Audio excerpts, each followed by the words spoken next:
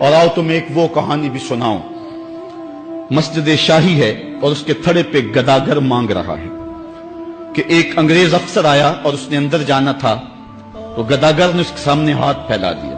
اس نے بٹوا نکالا اور کچھ پیسے رقم جو ہے اس کی ہتھیلی پہ رکھے اور دوبارہ بٹوا جیب میں ڈالنے لگا، پھسل گیا، نیچے گر گیا، وہ اندر چلا گیا۔ گداگر نے وہ بٹوا پکڑ لیا، خیال تھا یہ واپس پلٹے گا تو میں اس کو یہ بٹوا دے دوں گا، لیکن واپسی شاید وہ کسی بغلی دروازے سے نکل گیا یا اس کو پتہ نہ چل سکا، تو وہ بٹوا اپنے گھر لے گیا۔ 1 سال گزرا تو دوبارہ جب وہ انگریز وہاں شاہی مسجد میں آیا دورے کے لیے تو یہ چونکہ دور بھی انگریز کا ہی تھا تو اس گداگر نے پہچان لیا، کہا بابو رکنا، مجھے تم سے تھوڑا سا کام ہے۔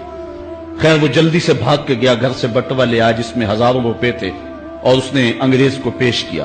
اس نے حیرت سے کبھی بٹوے کو دیکھتا اور کبھی اس کو دیکھتا، کہا تمہیں یاد ہو نہ یاد، تمہارا بٹوا گر گیا تھا اور میں نے سنبھال کے رکھا ہوا۔ اس نے کہا میں یہ نہیں دیکھ رہا، میں یہ دیکھ رہا ہوں تم گداگر ہو ذات کے، اور ایک بٹوا جس میں اتنی کرنسی ہے، اتنی رقم ہے کہ تم اچھا گھر، اچھا مکان اور اچھا کاروبار سیٹ کر سکتے تھے، اور تم نے یہ بٹوا ایک پورا سال ہو گیا سنبھال کے رکھا۔ اس نے کہا بابو مکان اور کاروبار کی کہانی نہیں، جو کہانی ہے وہ غیرت اور عزت کی ہے۔ اس نے کہا کیا کہانی ہے؟ اس نے کہا تو عیسائی ہے اور میں نوکر ہوں رسول اللہ کا، اور کل